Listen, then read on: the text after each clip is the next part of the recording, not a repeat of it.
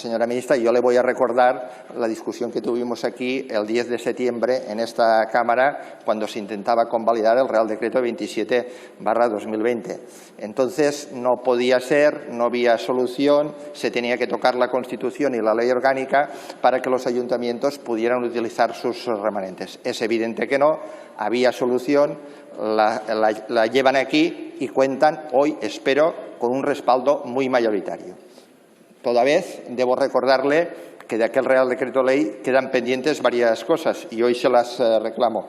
Los 5.000 millones de fondo o 3.000 los comprometidos para este año, el fondo para el transporte municipal, las actualizaciones de la PIE, que también son necesarias antes de final de año, y aquellas ayudas a través de las diputaciones que debían recibir los ayuntamientos con remanentes negativos.